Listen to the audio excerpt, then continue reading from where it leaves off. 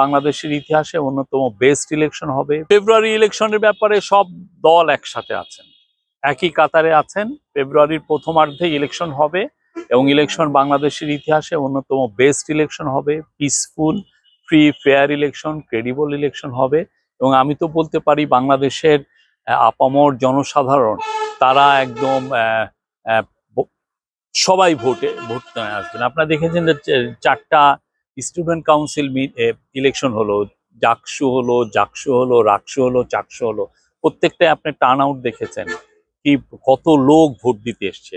ঠিক সেরকমই আপনি জাতির যে এই যখন ন্যাশনাল ইলেকশন হবে দেখবেন যে সবাই ভোট দিতে আসবেন। কেন আসবেন? কারণ তারা অত 15-16 হাসিনার সময় তো ভোট দিতে পারেন নাই।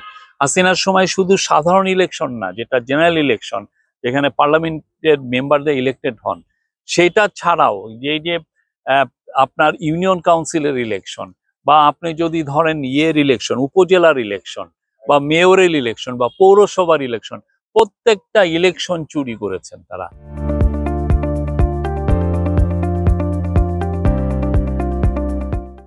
এবং ওই সময় যখন এমপিরা ঘুষ খেতেন, আমি আমার ইয়েতে জানি, আমার ওইখানে যিনি ইলেক্টেড হয়েছিলেন ইউনিয়ন কাউন্সিল, তার থেকে একটা মোটা অঙ্কের চাঁদা নিয়ে তাকে ইলেক্টেড করেছেন। তারা একদম ঠিকাদারি নিয়ে নিতেন যে কাকে কোথায় বসাবেন, এর বিনিময়ে টাকা নিতেন। প্রত্যেকটা বাংলাদেশে এরকম হাজার হাজার 10-15 হাজার ইলেকশন হয়েছে এই গত 15 বছরে। 10-15 হাজার ইলেকশন। প্রত্যেকটাই ইলেকশনে কাকে দিয়ে এটা কাউ ভোট দিতে পারতো না, কারণ ওই যে টাকার বিনিময়ে বিক্রি হয়ে যেত। এই পোস্টটা এ কিনবে, ওই পোস্টটা ওই কিনবে। এই ইস্ট ইন্ডিয়া কোম্পানি 1792 সালে পার্মানেন্ট সেটেলমেন্ট করে পুরো দেশটাকে জমিদারদের মধ্যে দিয়েছিলেন।